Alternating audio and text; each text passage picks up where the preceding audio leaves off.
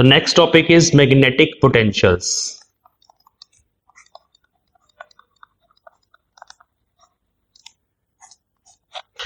जैसे कि हमने इलेक्ट्रोस्टैटिक्स में पढ़ा कि इलेक्ट्रिक फील्ड जो है that is a vector quantity. हम किसी भी चार्ज के अराउंड किसी पॉइंट पर इलेक्ट्रिक फील्ड वेक्टर फाइंड कर सकते हैं, और अगर हमारे पास नंबर ऑफ चार्जेस हैं तो नेट इलेक्ट्रिक फील्ड फाइंड करी जा सकती है, बट उसमें हमें वेक्टर कैलकुलेशंस करनी पड़ती हैं। मतलब जो नेट फील्ड होती है that is vector sum of all the electric field vectors. अब इसमें क्या होता है कि कैलकुलेशन टफ हो जाती हैं जब हम इलेक्ट्रिक फील्ड को सॉल्व करते हैं। अगर हम किसी चार्ज का इलेक्ट्रिक पोटेंशियल पहले फाइंड कर लें, इलेक्ट्रिक पोटेंशियल जो होता है that is a scalar quantity जिसको हम V से डिनोट करते हैं। जैसे पॉइंट चार्ज के लिए 1/4πε0 Q/r, तो दिस इज ए स्केलर, है ना। तो स्केलर क्वांटिटीज हमारी हेल्प करती हैं चीजों को ज्यादा आसानी से सॉल्व करने में। जैसे मान लो आपके पास कोई चार्ज डिस्ट्रीब्यूशन है, उसकी वजह से आपने नेट पोटेंशियल V फाइंड कर लिया, तो फिर हम इस रिलेशन की हेल्प से E वेक्टर फाइंड कर सकते हैं। ओके, तो जब हमारे पास पोटेंशियल होता है और फिर हम इलेक्ट्रिक फील्ड फाइंड करना चाहते हैं तो we have this relation E vector is equal to -dV/dr। मतलब उसको डिफरेंशिएट कर दो विद रिस्पेक्ट टू r और हमारे पास इलेक्ट्रिक फील्ड आ जाती है। तो ये एक इजी तरीका है चीजों को सॉल्व करने का कि पहले पोटेंशियल फाइंड कर लो, और ये स्केलर क्वांटिटी है, इसको तो फाइंड करने के लिए डायरेक्शंस की टेंशन लेने की जरूरत नहीं है, और बाद में ये रिलेशन यूज करो और इस रिलेशन को यूज करके हम इलेक्ट्रिक फील्ड वेक्टर फाइंड कर सकते हैं किसी भी पॉइंट पर। अब ऐसे ही मैग्नेटिक फील्ड के साथ भी हम देखेंगे कि क्या मैग्नेटिक फील्ड के साथ भी कोई पोटेंशियल फंक्शंस एग्जिस्ट करते हैं या नहीं करते। जैसे कि इलेक्ट्रिक फील्ड के साथ तो हम ये पोटेंशियल डिफाइन कर ही देते हैं, it is a scalar function, और इसकी ये रिलेशन होती है इलेक्ट्रिक फील्ड के साथ। तो मैग्नेटिक पोटेंशियल की बात करने वाले हैं, ठीक है। इन इलेक्ट्रोस्टैटिक्स, अगर हम इलेक्ट्रोस्टैटिक्स की बात करें, वी हैव दीज इक्वेशंस। एक तो curl of electric field del cross E is 0। ये कंजर्वेटिव फील्ड के कारण ऐसा होता है। Electric field is a conservative field, और कंजर्वेटिव फील्ड के केस में अगर हम उसकी कर्ल कैलकुलेट करें तो हमारा आंसर हमेशा 0 आएगा। अब यहां पर हम E वेक्टर को अगर पुट कर दें -del B, E vector is -del B।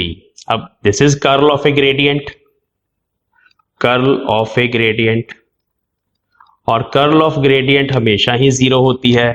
तो इसका मतलब है कि इन दोनों रिलेशंस को अगर हम कंपेयर करें तो हम इस तरह से एक्सप्रेस कर सकते हैं इलेक्ट्रिक फील्ड को, which is negative gradient of some scalar function.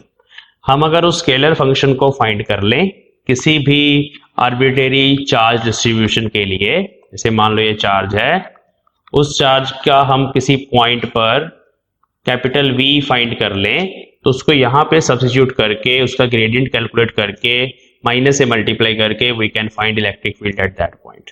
तो this is an easy procedure to find electric field. Similarly in magnetostatics, अभी हम मैग्नेटोस्टैटिक्स की बात कर रहे हैं। हाँ जी, क्या होता है मैग्नेटोस्टैटिक्स में? इक्वेशन है डेल क्रॉस E की जगह अगर हम कर्ल वाली इक्वेशन लिखें डेल क्रॉस B, तो वो 0 नहीं है। इस केस में ये μ0J वेक्टर है। ये एम्पियर सर्कुलर लॉ हमने ऑलरेडी पढ़ी हुई है। अब जब तक ये 0 नहीं है तब तक आप कोई स्केलर फंक्शन यहाँ पे इमेजिन नहीं कर सकते। But if in a region of space,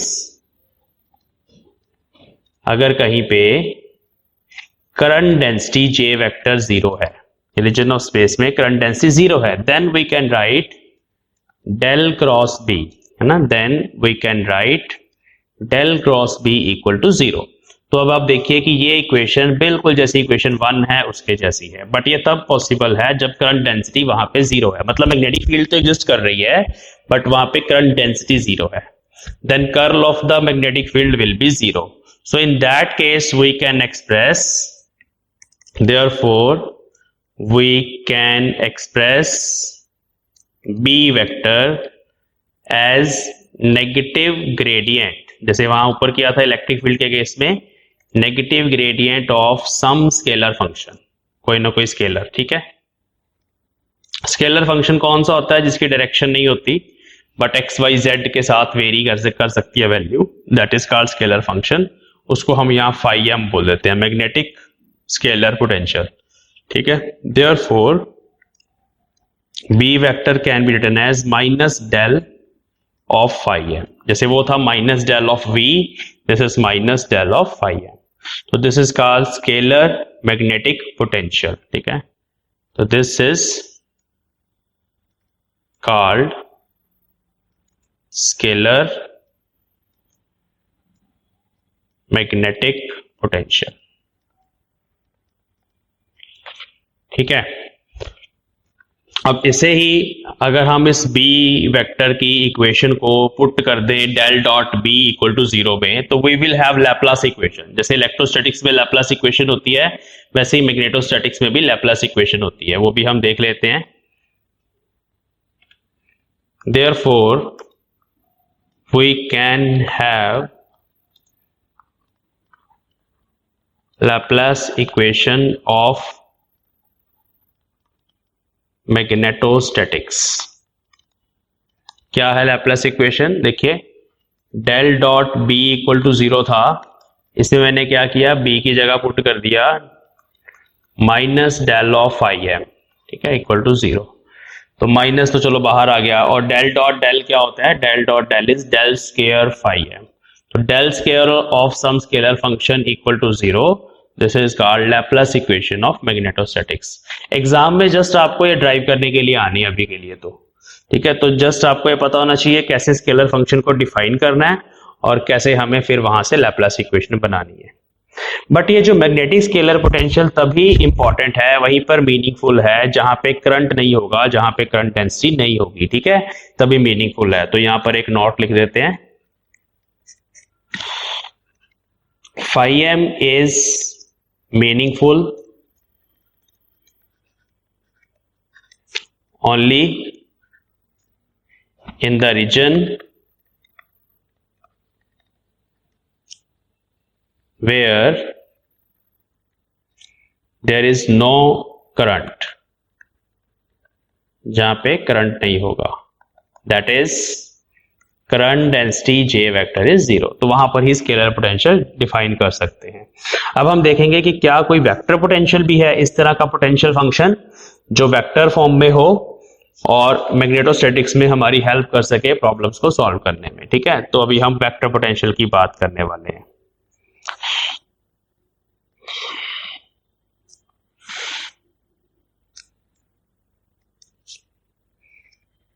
The next is magnetic vector potential। तो ये भी हम अज्यूम करेंगे कि एग्जिस्ट कर सकता है। कैसे? Now as del dot B is always 0, del dot B is always 0, also इसी के साथ साथ divergence of curl of a vector function.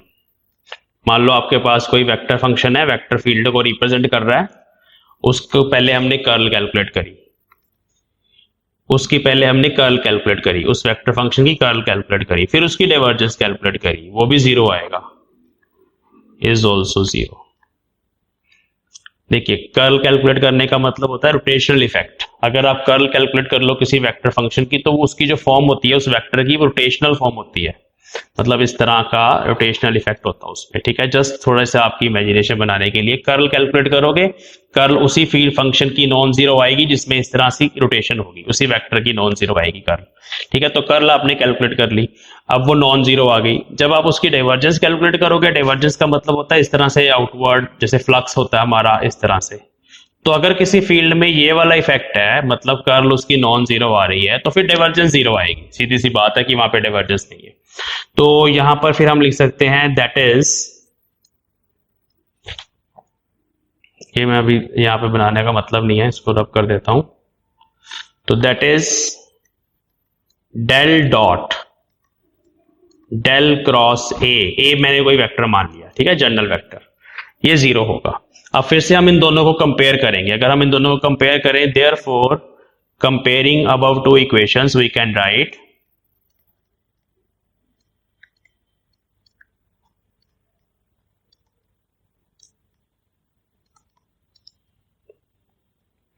B vector, magnetic field को अभी हमने ऊपर भी एक्सप्रेस किया था, उसको एक्सप्रेस किया था माइनस डेल फाई एम, वो था scalar potential, but now we can write B vector as curl of some vector function A vector.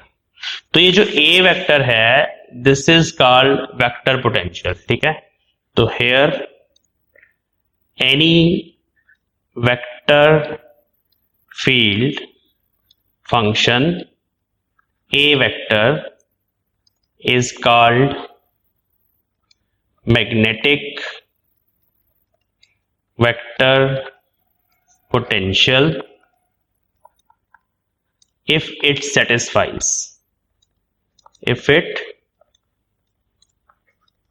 satisfies equation 2 and 3. This is equation 2 and this is equation 3।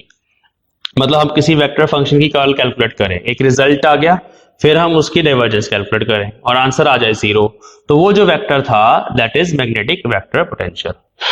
अब यहां पर एक problem है कि इस तरह के बहुत सारे वेक्टर्स हो सकते हैं। ए वेक्टर मैं बोला ना, कोई भी वेक्टर ऐसा जिसकी आप कर्ल कैलकुलेट करो और फिर डाइवर्जेंस कैलकुलेट करो और वो 0 आ जाए, तो उसको हम मैग्नेटिक वेक्टर पोटेंशियल बोल सकते हैं। बट ये यूनिकली डिफाइंड नहीं है। यूनिकली मतलब इस तरह के बहुत सारे वेक्टर हो सकते हैं। तो एक कंडीशन और लगानी पड़ेगी ए वेक्टर पे, जो ये इंश्योर करे कि जो भी आप एक मैथमेटिकल फंक्शन लेके आ रहे हो जिसको आप वेक्टर पोटेंशियल बोल रहे हो, वो वेक्टर पोटेंशियल इस मैग्नेटोस्टैटिक्स में मैग्नेटिक फील्ड वेक्टर को जस्टिफाई करता है। उसके लिए एक कंडीशन हमें और चाहिए, वो कंडीशन क्या है। बट पहले हम लिखेंगे कि ये यूनिकली डिफाइंड नहीं है, ठीक है। क्यों नहीं है देखना, ये आपको एग्जाम में भी ऐसे लिखना पड़ेगा। जब आपको वेक्टर पोटेंशियल को डिस्कस करने के बारे में बोला जाएगा, you have to write all these things, ठीक है। तो now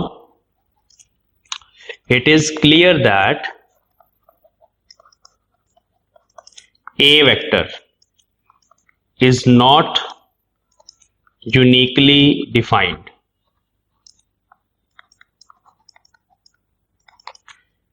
because we can add any function to it। इस ए वेक्टर में कोई और फंक्शन हम ऐड कर सकते हैं to it whose curl is 0, जिसकी कर्ल 0 हो। जैसे for example we can add gradient of a scalar. कोई ये और स्केलर है हमारे पास, साई ले लेते हैं, उसका gradient to A vector and still we get same A vector, same A vector, ठीक है। जैसे कि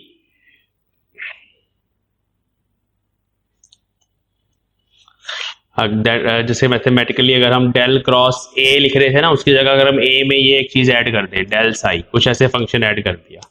अब जब ये डेल क्रॉस दोनों के साथ जाएगा, डेल क्रॉस ए बनेगा plus del cross del psi बनेगा। तो यहां पे फिर से देखो कर्ल ऑफ ग्रेडियंट, ये फिर से 0 ही हो जाएगा, है ना। तो ये चीज फिर से 0 ही हो जाएगी, हमारे पास वापस वही आ जाएगा डेल क्रॉस ए। मतलब ए वेक्टर भी उस इक्वेशन को सेटिस्फाई कर रहा है, किसको, del dot B equal to 0 को। ए वेक्टर भी सेटिस्फाई कर रहा है और ए प्लस डेल साई भी सेटिस्फाई कर रहा है, दोनों ही कर रहे हैं, है ना। मतलब यूनिकली डिफाइंड नहीं है, ठीक है। तो इसको यूनिकली डिफाइन करने के लिए हमें क्या करना होता है, एक और कंडीशन यहां पे लगानी होती है। तो hence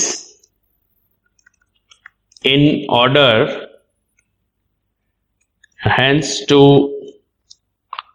make a vector unique, अगर हम इसको यूनिक बनाना चाहते हैं, we have to impose another condition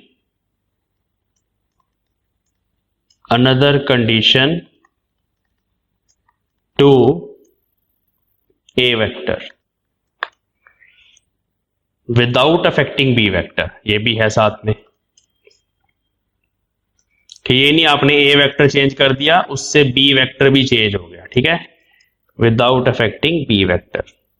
तो मैग्नेटोस्टैटिक्स में जो चॉइस है वो कन्वीनियंट चॉइस है कि ए वेक्टर की डाइवर्जेंस भी जीरो होनी चाहिए, ठीक है। तो we use del dot A must be zero, ये चॉइस है, ठीक है। मतलब इसका भी मतलब ये है कि जो भी आप मैग्नेटिक वेक्टर पोटेंशियल का फंक्शन बनाओगे उसके ऊपर दो कंडीशंस हैं। एक तो कंडीशन है कि del dot del cross A zero आना चाहिए, और दूसरी कंडीशन है कि अगर हम इसकी अपनी डाइवर्जेंस कैलकुलेट करें वो भी जीरो आना चाहिए, ठीक है। और इसकी डाइवर्जेंस भी जीरो आएगी क्योंकि इसमें रोटेशनल इफेक्ट होता है। तो ये दूसरी कंडीशन हम यहाँ पे लगाएंगे। अब ये वाली चॉइस हमने क्यों ली है, इससे थोड़ी कैलकुलेशंस हमारी आसान हो जाती है, और है ये सब कुछ मैग्नेटोस्टैटिक्स में, ठीक है। मैग्नेटोस्टैटिक्स की बात हो रही है, उसके अंदर है ये सारा कुछ।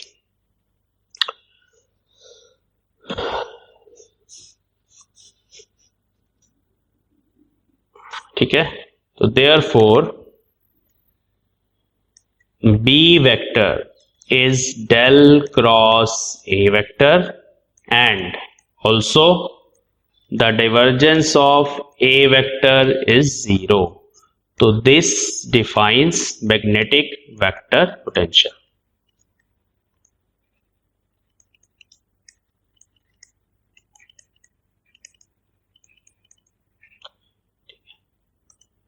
और लास्ट में हमारे पास आ जाएगी पॉइजन इक्वेशन ऑफ मैग्नेटोस्टैटिक्स। जैसे हमने लाप्लास इक्वेशन देखी तो हम पॉइजन इक्वेशन भी बना सकते हैं, which is very easy to write. देखो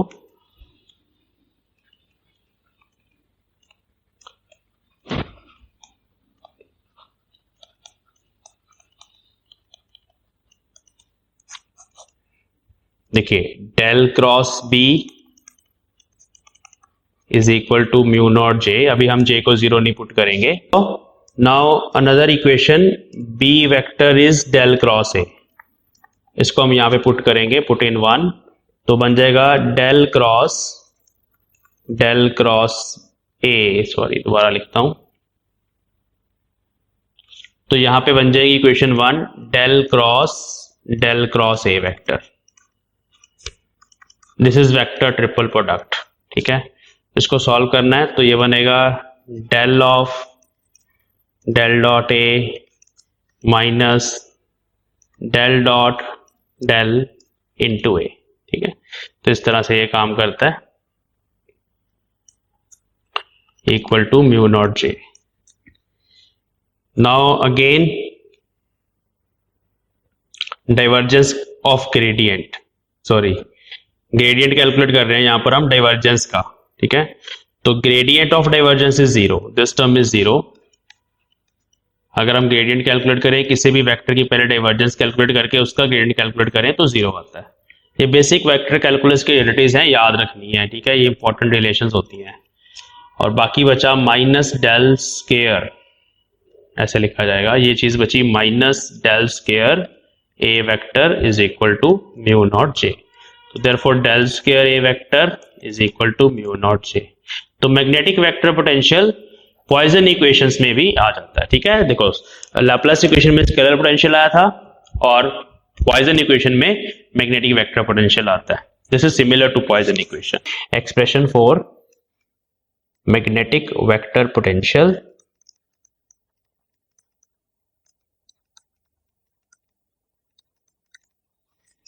ए वेक्टर, इसको ए वेक्टर से डिनोट करेंगे, and this will be calculated for a current density. Current distribution को ज्यादातर जे वेक्टर से डिनोट किया जाता है, तो current density J vector, current density. तो ये एक्सप्रेशन एक्चुअली हमारे पास in terms of current density J आने वाला है। तो अगर हमारे पास किसी भी करंट के कॉरस्पॉन्डिंग करंट डेंसिटी वेक्टर होगा तो हम उसको यूज करके ए वेक्टर को अलग अलग चार्ज करंट डिस्ट्रीब्यूशंस के लिए फाइंड करते हैं। बट पहले ये सिंपल सा रिजल्ट देखिए कैसे करना है।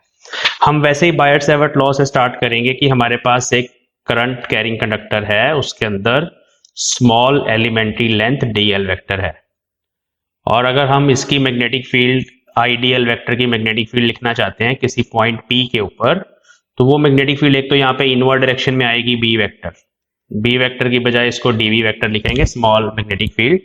इसकी direction right hand thumb rule से पता चलती है। This vector is R vector, then you can always write the small magnetic field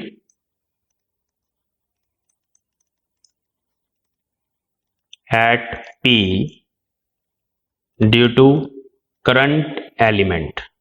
We can always write this expression by using Biot-Savart's law. तो dB vector is equal to mu naught upon 4 pi ideal vector by r square cross r cap. ये direction के लिए cross product आता है यहाँ पे। तो I DL vector is current element here and R is this position vector, वो हमें पता है।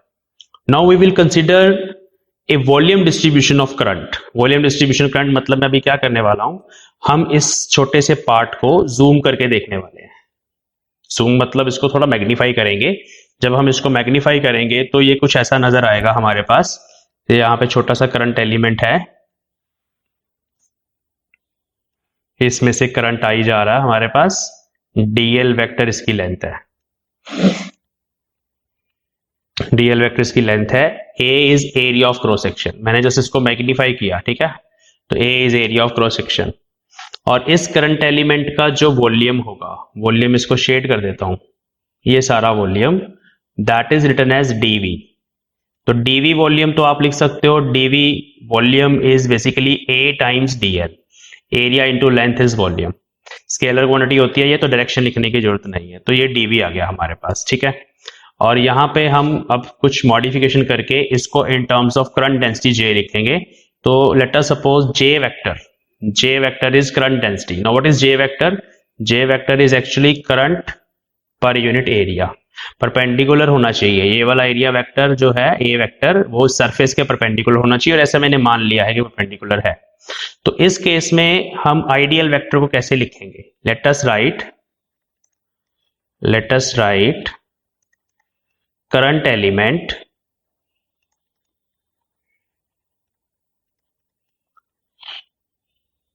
Ideal vector in terms of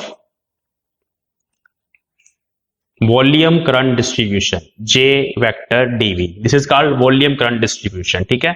देखो ये दोनों बराबर होते हैं, लेकिन लिखना कैसे है? देखिए आइडियल वेक्टर, ये है current into length, this is equal to current upon area into length, ठीक है। ऐसे मैंने एरिया से मल्टीप्लाई और एरिया से डिवाइड कर दिया, डीएल के ऊपर वेक्टर ऐसे ही रहने देते हैं।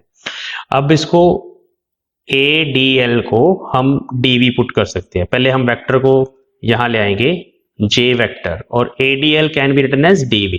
देखिए यहां पे करंट की डायरेक्शन और जे वेक्टर की डायरेक्शन सेम है, डीएल की डायरेक्शन भी उधर ही है। तो चाहे वेक्टर आप इसके ऊपर लगाओ, वेक्टर का साइन चाहे इसके ऊपर लगाओ, बात वही है। तो डायरेक्शन सेम होने के कारण हम इसको जे वेक्टर डीवी लिख सकते हैं। ये याद रखना है, डीवी के ऊपर वेक्टर नहीं लगाना, क्योंकि ये वॉल्यूम है, और वॉल्यूम जो है वो स्केलर होता है। तो वॉल्यूम इज स्केलर क्वांटिटी, तो वेक्टर आपका जे वेक्टर के ऊपर साइन रहेगा ये वाला। तो अब इस चीज को हम इक्वेशन 1 में पुट करके डीवी वेक्टर को लिख सकते हैं नेक्स्ट शीट पे।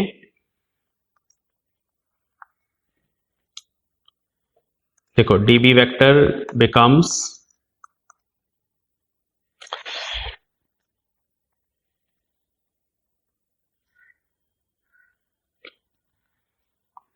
म्यू नॉट अपॉन 4 पाई, जहां पे आइडियल था वहां पे J vector DV cross R cap divide by R square.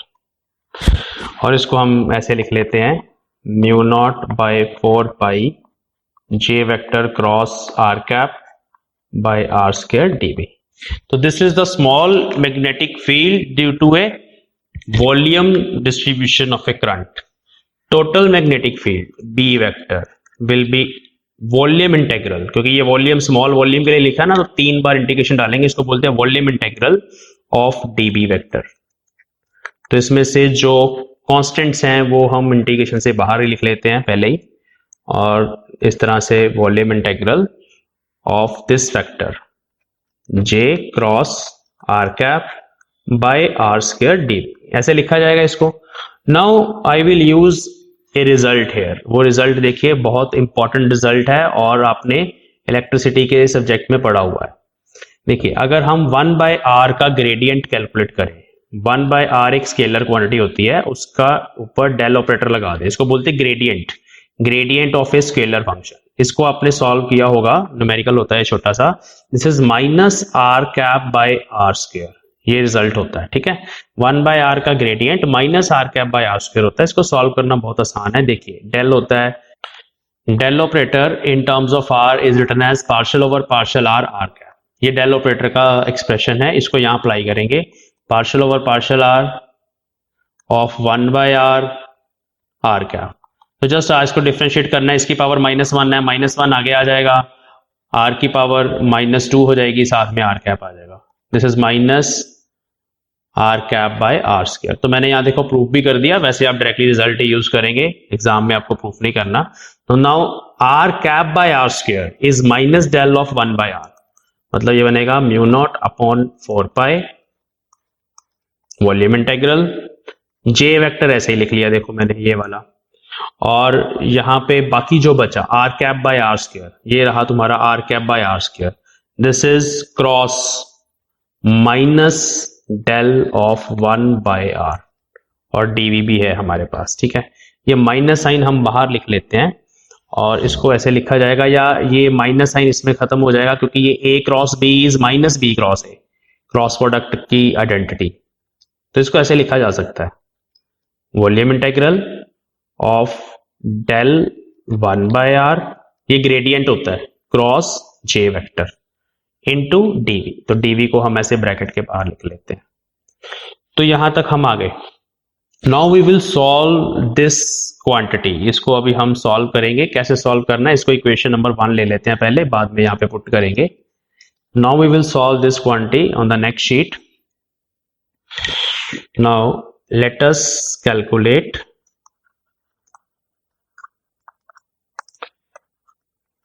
Del cross J vector by R. अब इसको भी ध्यान से समझना है बच्चों, ये हमने जो एक्सप्रेशन कंसीडर किया है यहाँ पे, ये पिछला कोई एक्सप्रेशन नहीं है, जस्ट मैंने यहाँ पे माना है इसको।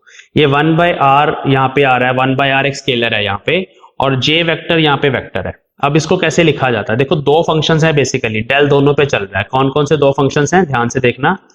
Actually del is going to operate on J vector into 1 by R, ऐसे समझेंगे इसको तो समझ आएगा। अब जब डेल ऑपरेटर वेक्टर पे जाएगा, क्रॉस प्रोडक्ट है, डेल ऑपरेटर वेक्टर पे जाएगा, इसको लिखा जाएगा डेल क्रॉस जे। फर्स्ट फंक्शन का डेरिवेटिव हो गया, सेकंड फंक्शन 1 बाय आर है, वो एज इट इज लिखा जाएगा साथ पे, यहाँ यूवी रूल लग रहा है, डेरिवेटिव या curl of J vector 1 by R as it is, plus now del will operate on 1 by R, तो वो 1 बाय आर तो स्केलर है, जब डेल उसके ऊपर ऑपरेट करेगा ना तो ग्रेडियंट बनता है, स्केलर के ऊपर डेल ऑपरेटर जब ऑपरेट करता है ग्रेडियंट, और ये जो क्रॉस जे है ये एज इट इज आएगा। तो this equation is most important, ये समझनी बड़ी इंपॉर्टेंट, मैं दोबारा से बता रहा हूं, ध्यान से सुनेंगे। देखो मैंने इस एक्सप्रेशन को खुद से कंसिडर किया है, पिछला एक्सप्रेशन नहीं है, number 1। Number 2, J into 1 by R दो फंक्शंस हैं, this is U, this is V. तो when we operate differentiation operator on one function and then another function, product rule लगेगा यहाँ पे। तो हम कैसे करते हैं, हम पहले इसको u के ऊपर ऑपरेट करते हैं, तो क्रॉस प्रोडक्ट है बाहर, तो क्रॉस ही आएगा। उसका रीजन ये है क्योंकि ये वेक्टर है और यहाँ भी डेल भी एक वेक्टर है, तो कर्ल आ जाएगा। And second function v is as it is, ठीक है। प्लस फिर अभी डेल को दूसरे पे ऑपरेट करना है, बट ऑर्डर ऑफ कर्ल नहीं चेंज करना, तो del will be operated on v and cross as it is it, और साथ में आ गया जे वेक्टर। तो अब ये इक्वेशन हमारे पास आई है। इस इक्वेशन में ये जो जे वेक्टर है is not a function of R vector, J R पे डिपेंड नहीं करता। Let us go to the diagram, जो हमारा मेन डायग्राम था। देखो जे वेक्टर इस करंट कैरिंग कंडक्टर के अंदर है बेसिकली, और आर वेक्टर ये पॉइंट जो है उसका पोजीशन वेक्टर है from the same current element, current element की ही बात हो रही है। तो जे वेक्टर आर पे डिपेंड नहीं करता, इसका मतलब जे वेक्टर की curl del cross J will be 0, तो वो यहां पे पुट करना है, therefore del cross J will be equal to 0, यहां पे ये चीज 0 हो जाएगी। एंड बाकी जो बचा del cross J vector by R, वो किसके बराबर आ गया, del of 1 by R cross J. ठीक है, ये बहुत इंपॉर्टेंट है। अब देखो यही वाला फैक्टर था हमारे पास लास्ट इक्वेशन में। Let us go to the previous equation, equation number 1। उसमें देखो यही वाला फैक्टर है del of 1 by R cross J. अब इसकी जगह हम del cross J by R put करेंगे, मतलब बेसिकली आर ही बस अंदर लेके जा रहे हैं, बट डायरेक्टली नहीं लिख सकते इसको, क्योंकि ये चीज और वो चीज डिफरेंट है। तो ये फैक्टर इससे रिप्लेस किया जाएगा and we will get therefore equation 1 becomes, B vector है, म्यू नॉट बाय 4 पाई है, वॉल्यूम इंटीग्रल भी एज इट इज है, और वहां आ गया del cross J by R. ठीक है, ऐसे आ गया हमारे पास, इनटू आ गया dv, del cross J by R साथ में आ गया dv. Now this del cross, ये कर्ल जो है हमारे पास, ये वॉल्यूम इंटीग्रल पे डिपेंड नहीं करती, क्योंकि ये आर का फंक्शन है। जे वॉल्यूम इंटीग्रल पे डिपेंड करता है, डीवी पे डिपेंड करता है, क्योंकि हमारे पास जो करंट एलिमेंट था डीवी उसी का वॉल्यूम था, और जे इसके अंदर है, करंट डेंसिटी है एट दैट पॉइंट। बट इसका पोजीशन वेक्टर आर जो है वो बेसिकली डेल ऑपरेटर बनेगा, partial over partial R, R क्या। तो इसका मतलब है हम इस डेल ऑपरेटर को बाहर लेके आ सकते हैं इंटीग्रेशन से। ठीक है, तो कोई फर्क नहीं पड़ेगा। तो this can be written as del cross, bracket के अंदर वॉल्यूम इंटीग्रल को आप सिंगल इंटीग्रेशन से भी शो कर सकते हो, वी लगा दो नीचे। ठीक है, तो डेल अगर बाहर आ गया, अंदर बचा जे बाय आर डीवी, ये एक्सप्रेशन आ गया हमारे पास, और दिस इज योर इक्वेशन। अब देखिए हमने जब मैग्नेटिक वेक्टर पोटेंशियल को डिफाइन किया था तो उस केस में हमने कैसे लिखा था, वी नो दैट कि भाई बी वेक्टर जो है that can be expressed as del cross A, है ना। यही तो इक्वेशन थी हमारी कि B vector is expressed as the curl of magnetic vector potential. तो यहां पे हमें क्या करना है, ये वाला जो सारा फैक्टर है ये एक्चुअली ए वेक्टर है। The magnetic vector potential of A volume current distribution J vector is given by this expression. So this is equation 3, yeah, this is 4 and this is 3. So we will write comparing 3 and 4, we get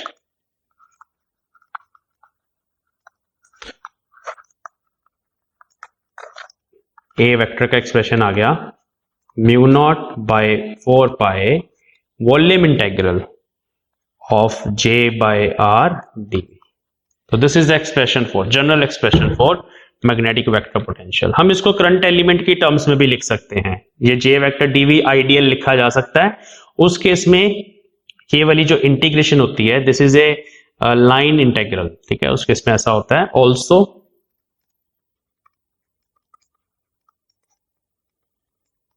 उसमें ये line integral होता है, वहां पे आ जाएगा I D L, आई के ऊपर vector नहीं लगाना, अभी डीएल के ऊपर वेक्टर लगाना है by R. But now this is line integral, तो इसको सी से डिनोट करते हैं, कर्व लूप के लिए, सी के लिए। तो ये दोनों ही ए वेक्टर के एक्सप्रेशंस हैं। ओके, तो this is magnetic vector potential. Now we will find its divergence. Next topic is del dot A find करना है। What is del dot A? Del dot A will be 0। ठीक है, let us सी, यहीं पे कर लेते हैं। एक हमारा टॉपिक आज का फिनिश हो गया। सेकंड पार्ट हो सकता है इसी के साथ आ जाए, हो सकता है अलग से आए पेपर में। डेल डॉट ए इज 0, मतलब divergence of a vector potential is also 0। जैसे डेल डॉट बी 0 होता है, ऐसे डेल डॉट ए भी 0 होता है। देखिए डेल डॉट ए कैसे लिखेंगे,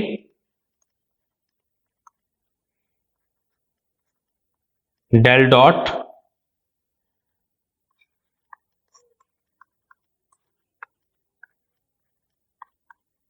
ये लिख लिया मैंने। ठीक है, म्यू नॉट बाय 4 पाई, तो ऐसे ही है, डेल फिर से अंदर चला जाएगा, कोई फर्क नहीं पड़ता इससे ना। Del dot J by R DV, del dot J आ गया। यहां पे हम लगाएंगे Gauss divergence theorem.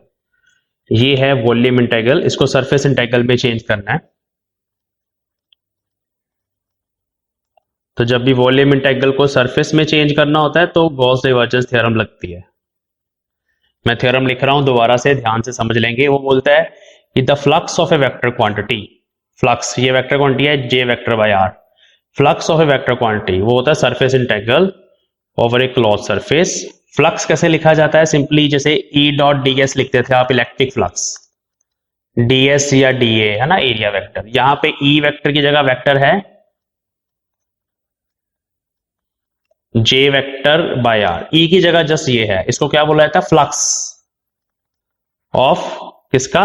Vector quantity. कोई भी वेक्टर फील्ड हो सकती है, जैसे E vector, B vector, J vector by R, कोई भी वेक्टर फील्ड। ये flux of a vector quantity है ओवर ए क्लोज सरफेस। पूरा लिखूंगा मैं, ओवर ए क्लोज सरफेस। आपको यहाँ पे गॉस डाइवर्जेंस थ्योरम भी समझा देते हैं। जैसे ये मान लो कोई क्लोज सरफेस है, वहां से कोई वेक्टर क्वांटिटी ऐसे बाहर आ रही है, फ्लक्स उसका हम देख रहे हैं। फ्लक्स होता है number of vector field lines passing through an area perpendicularly, जैसे मैंने यहाँ पे रिप्रेजेंट कर दिया। तो ये जो टोटल फ्लक्स है, total number of electric field lines या वेक्टर फील्ड लाइंस है, उसका फ्लक्स हम ऐसे कैलकुलेट करते हैं ओवर ए क्लोज सरफेस। ठीक है, अब ये क्लोज सरफेस है, this will be equal to divergence, total divergence. यहां वॉल्यूम इंटीग्रल आता है, डाइवर्जेंस मतलब डेल डॉट वेक्टर, वेक्टर हमारा जे वेक्टर बाय आर है, but this is over the volume integral. तो ये किसके बराबर होता है? Total divergence of that vector quantity. ये एक्चुअली डेल डॉट जे मतलब डाइवर्जेंस। ठीक है, जो भी वेक्टर क्वांटिटी आपकी चल रही है उसकी divergence over the entire volume. कौन सा वॉल्यूम है ये वॉल्यूम V है, जो इस क्लोज सरफेस ने बाउंड करके रखा हुआ है। ये सरफेस है S और वो वॉल्यूम है। तो बस अब कुछ नहीं करना, ये तो होगी चलो गॉस डाइवर्जेंस थ्योरम है, थोड़ा सा आपको बेसिक्स पे लेके आ, बट आपको ये इक्वेशन याद रखनी है। अब जब आपने यहाँ पे देखा तो ये वाला जो फैक्टर है ये सारा, इसको सरफेस इंटीग्रल में ये पुट करके चेंज किया जा सकता है। तो मैं नेक्स्ट शीट पे वो कर रहा हूं, देख लो फटाफट।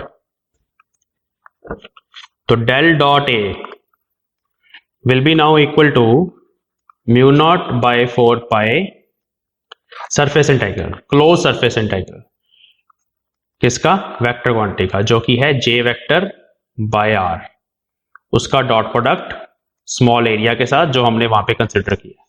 तो इस वॉल्यूम करंट डिस्ट्रीब्यूशन के लिए जिसका एरिया डीए था, जे वेक्टर यहां पे है, ठीक है, उसकी डाइवर्जेंस इस एक्सप्रेशन से दी जाती है।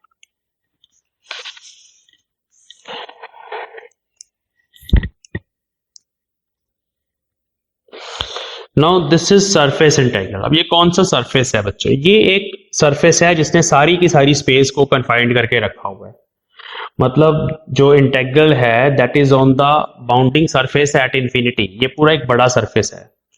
वॉल्यूम इंटीग्रल भी वहीं से आया था। देखो पीछे चलते हैं जरा, यहाँ पे ध्यान देंगे कि हम ए वेक्टर की जब डाइवर्जेंस की बात कर रहे थे डेल डॉट ए, तो वो जैसे मेरे पास ये वॉल्यूम एलिमेंट है ना, तो हमने यहां पर आर वेक्टर लिया था, तो हम इस खाली स्पेस में ये डाइवर्जेंस कैलकुलेट कर रहे थे। मतलब हमारे पास इसके लिए कोई क्लोज सरफेस नहीं है, ये जितनी भी हमारी ओपन स्पेस है उसके लिए हम डाइवर्जेंस कैलकुलेट कर रहे थे ए वेक्टर की। अब यही वाली जो डाइवर्जेंस है, वो जो पूरी स्पेस इसके अराउंड है, कंडक्टर के अराउंड, जब हम इसका सरफेस इंटीग्रल करते हैं बच्चों, तो सरफेस इंटीग्रल बिकम जीरो, क्योंकि इंटायर स्पेस है, पूरी स्पेस है, सरफेस वहां पे कोई है नहीं। तो यहाँ पे ये वाला जो फैक्टर है ना, ये जीरो होता है। उसके लिए थोड़ा सा एक आर्गुमेंट लिखना पड़ता है हमें। ठीक है, क्या लिखेंगे? द वॉल्यूम इंटीग्रल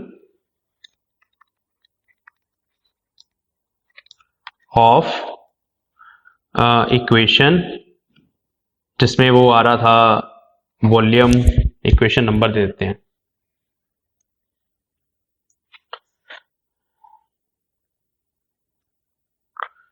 तो let us suppose this is equation number 1 for this expression. तो the volume integral of equation 1 is considered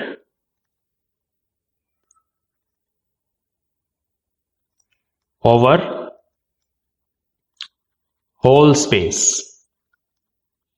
up to infinity. Therefore, above integral is on the surface bounding at infinity. ठीक है, therefore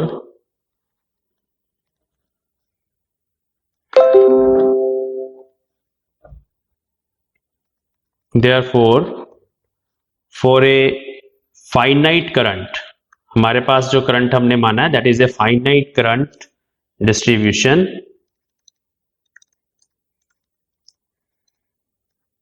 J vector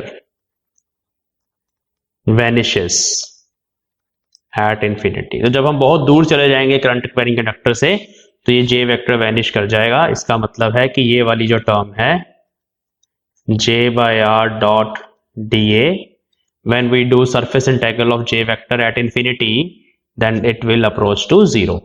तो therefore divergence of magnetic vector potential is 0। तो this is also important. तो ये 2-3 topics related हैं। आपको del dot B 0 करो proof, ये पूछा जा सकता है। डेल डॉट ए को 0 प्रूफ करो, ए का एक्सप्रेशन फाइंड करो, और उसके साथ साथ ए वेक्टर जो है उसको कैसे डिफाइन करते हैं, उसमें क्या क्या कंडीशंस हैं, ये सारे टॉपिक्स एक दूसरे के साथ इंटर रिलेटेड हैं। तो इस पे क्वेश्चन आने के बहुत सारे चांसेस हैं।